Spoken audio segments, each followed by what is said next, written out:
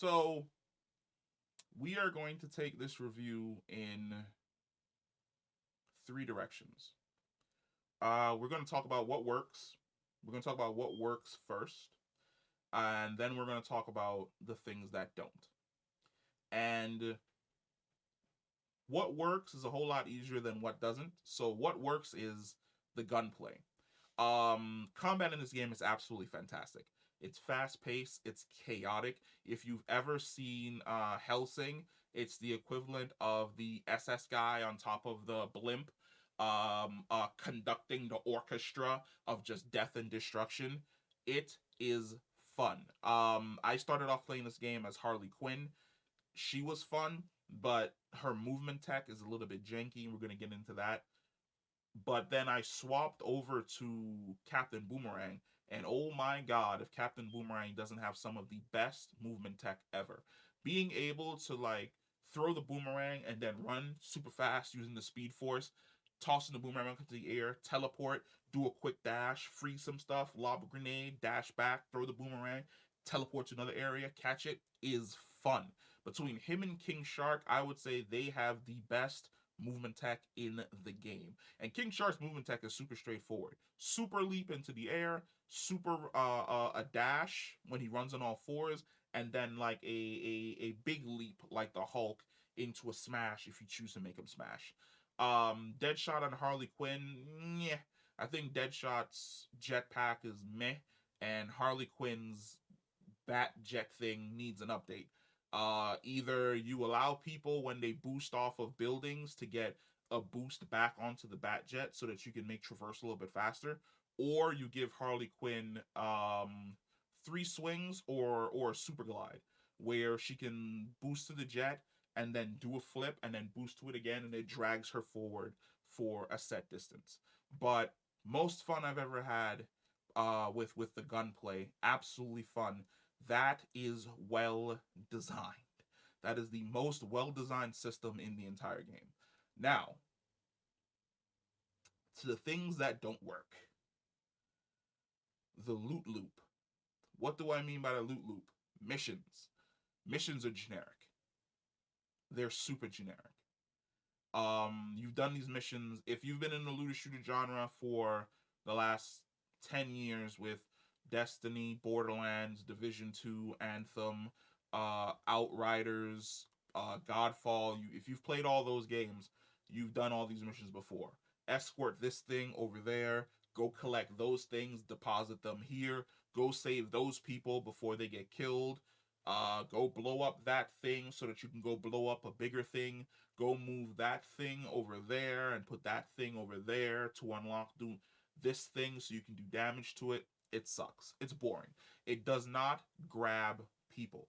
Even the vehicle combat missions are, in my opinion, boring because the vehicles really only have like three modes of attack. Yes, you can upgrade them so that it becomes way more chaotic, firing more rockets with King Shark on the back with more machine guns shooting at stuff, but it doesn't feel like it feels more on railsy than anything where it's just like up, down, side, side, shoot, shoot, shoot, shoot, shoot, shoot, shoot. Where it should give you that feeling of traversal and that feeling of movement. Me being able to like boost the ship around, do a quick turn, using it more as a gunship than a boat. Um, that gets stale after maybe like the third or fourth mission. Locking certain missions behind certain characters to force you to play as them, that sucks. If I've been leveling up Harley Quinn the entire time, I don't want to switch over to Deadshot. If I've been leveling up Captain Boomerang the entire time, I don't want to switch over to Harley Quinn. It would have been a whole lot more fun if the missions offered surges. And when I say surges, there were surges for certain aspects, like, hey, do more damage if you freeze people, do more damage if you burn people, do more damage if you make them insane. If you freeze people, people who are frozen instantaneously explode, lower cooldown on your ability to do your heavy melee, to do your affliction attacks. Guns do more damage, grenades do more damage, things along those lines. Those should have been the core. Like having those as surges would have been nice. Your traversal attacks doing way more damage, your execute attacks doing way more damage, execute an opponent, and that opponent may explode into grenades that cover an area, and then those grenades explode. There are so many ways that you can make combat more fun than basically telling me, okay, so you take reduced damage on this character, you do slightly more damage on this character, and things charge a little bit faster. Um, moving beyond that, boss fights. There is one good boss fight in this game, and that good boss fight is, in my opinion, Green Lantern. Um, I think the Green Lantern fight is the definition of what this game could do, which is he has all these constructs, and you have to destroy the constructs, and then destroying the constructs leads you into a damage phase, and then if you're skilled enough, you destroy the bigger constructs to get to a faster and longer damage phase. That's well done. The Flash fight is horrible. The Flash is smaller. The Flash is smaller than Harley. You have to stun him. When he gets stunned, he flies back like 20 feet, and he can like land behind something or land inside of something, and then he has tornadoes flying around and energy balls coming towards you. Like, it's cool when you're looking at it from the outside. You're like, wow, this fight is absolutely chaotic. But when you're in the fight itself, because of his super small hitbox, sometimes you hit him, he goes flying back 20 feet, flies off of a building, lands down in like some fucking crevice. By the time you get over to where he is, he's already recovered. He's super sped away. That's terrible design. The Superman fight was the exact same thing. He's flying around the entire time. There's ice breath freezing stuff. There's heat vision blasting stuff. He's doing thunderclaps in the corner of the map and sending just giant debris towards you. He flies up and does like a super dive onto the ground and nukes half of the thing. It's cool when you see it because you're like, man, this is what fighting Superman would honestly be like. But mechanic wise, it sucks because it's the same issue as the Flash. You have to shoot him, and the longer you shoot him to build up the golden kryptonite, the more damage that you're able to do. Here's the thing: if he's flying around the entire time, good luck shooting him. If the game bugs out and he decides, you know what, I'm gonna fight you from 100 feet in the air, and I'm really not gonna come down, it gets even more annoying. Uh, what was the other fight? The Batman fight. The Batman fight has a great build up into being generic, which is it's a great build up where you have to play as each of the characters going through their fears, activating the different levers, Deadshot getting tricked, Harley being the one to walk people through the situation as it is. But then you get to the point where it's the actual fight and it's just big Batman. And it's like shoot big Batman. And it's like, well, is Batman just standing still? Are the lines boomerangs he's throwing at you? Like, what exactly is going on here in this fight in particular? And then when you beat him, Batman's all shot up and beaten bloody, and you're like, did I do that? Because I definitely didn't see that I did anything along those lines. This is where the combat system would have really been great if it had a melee system. Being able to fight through the fear toxin, and then all the members of the Suicide Squad finding out their guns are essentially disabled, and them just deciding, all right, we got to do whatever it takes to fucking beat Batman. And it becomes just a combo thing where you're using King Shark to probably grab and restrain him for like the 3 seconds while like you're beating the hell out of him 4-on-1, and he still almost beats you. That would have been a great fight. The Brainiac fight is just a Flash fight all over again. Nothing new except for it's a Flash fight, and he summons a shit ton of enemies, and all of your allies come and help you in the fight. That's essentially it. That's boring. That's horrible boss design. The boss design in this game was really fucking bad. Um, we haven't even gotten to seasons yet. I think that season should have launched with the game. Story wise, the narrative just ends. Nothing is resolved. The world is still fucked.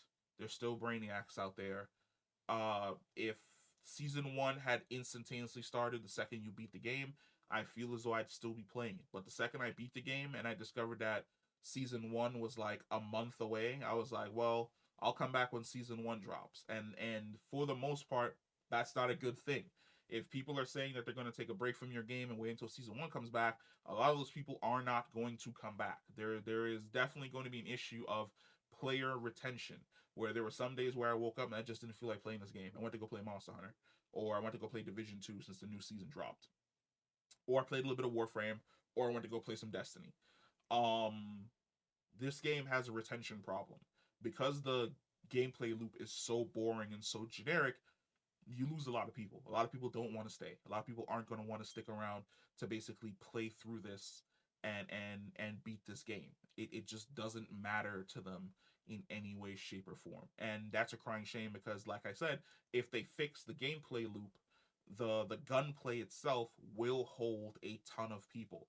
Introducing new Suicide Squad members will bring in a ton of people. I'm not going to talk about the whole story issue. The story is generic.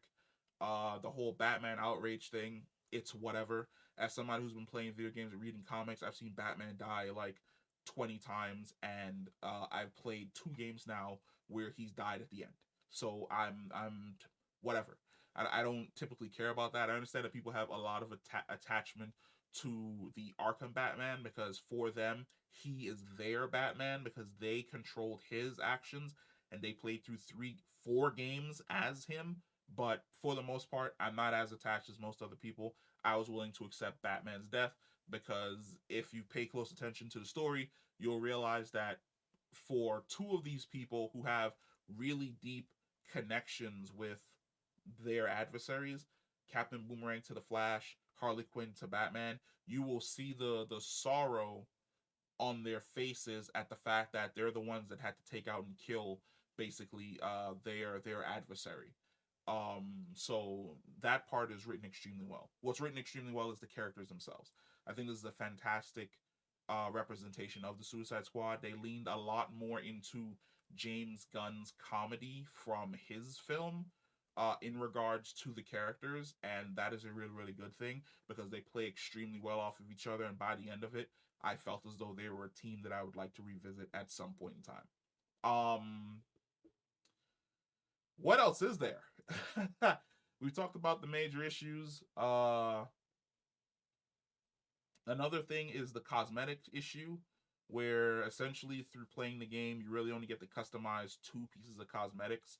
I think that a lot more could have been done with the cosmetics. I think that they could have added a lot more skins to be able to customize your character. Something like how Gotham Knights and Spider-Man 2 did, where Gotham Knights, it was armor that your character wore, and Spider-Man 2 was actual skins with color variations. Those should have been earnable by completing certain tasks and certain missions. One of the things that I complain about in the game is that there aren't any side missions where you go off and you do a side mission that involves like a side character who could be a hero or a villain within the city of Metropolis, and then they go off on their way once their story is done. There's none of that.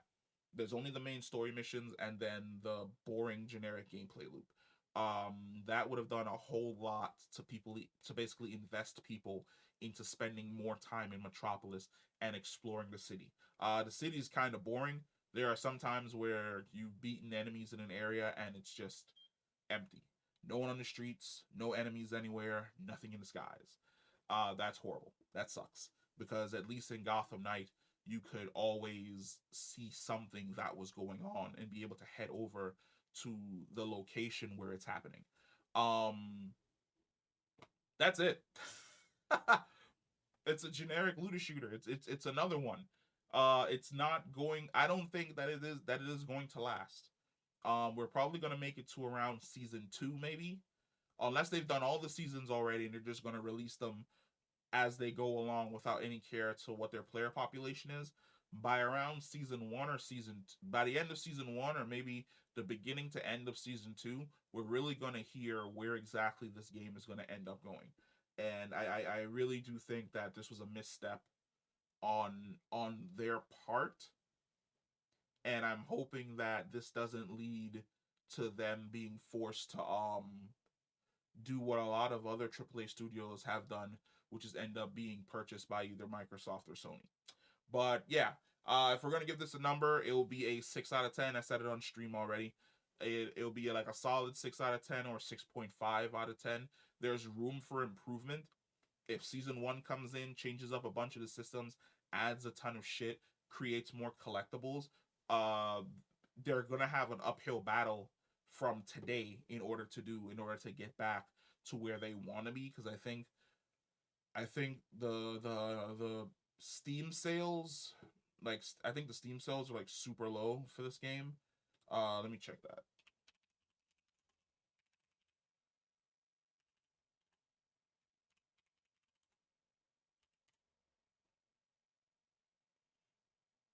So right now it has 13,459 people playing on Steam. That's horrible. That's really horrible.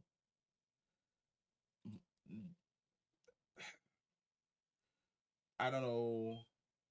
I truly don't know where they're going to go from here, because with only that number of people playing the game, let's see what the Steam charts are currently.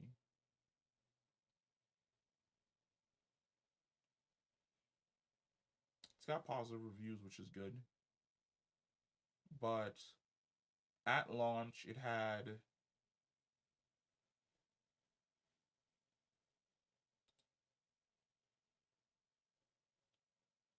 12,000, and currently it's all the way down to 5,000.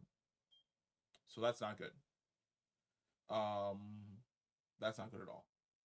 So they have an uphill battle to essentially gain back or gain a lot of followers. So season one better be an absolute fucking banger. But let me know what you think. Comment down below. Let me know what you think about the Suicide Squad to kill the Justice League. Um, we've been here before. I said it before and I'll say it again. This is basically year one of Destiny 1, where it's super fun gunplay, everything else is generic, and this game really does need something that's on the level of like Vault of Glass if it wants to hang around and continue playing with the big boys. It also needs to change the way in which it does cosmetics, make a lot more cosmetics earnable, and then probably do like legendary cosmetics, which change your character's entire skin and voice, like a punchline skin for Harley, a Lady Boomerang skin for Captain Boomerang, a skin for or Deadshot that turns him into something else, like a lot of stuff. But as it stands right now, this game may be dead in like 6 months. And if it dies in 6 months, that's really, really, really bad for Rocksteady. But yeah, comment down below. Let me know how you feel about Suicide Squad Kill Justice League. Did you play it? What did you think about it? Did you not play it? Why didn't you play it? Comment below, and I will catch you in the next one. Peace.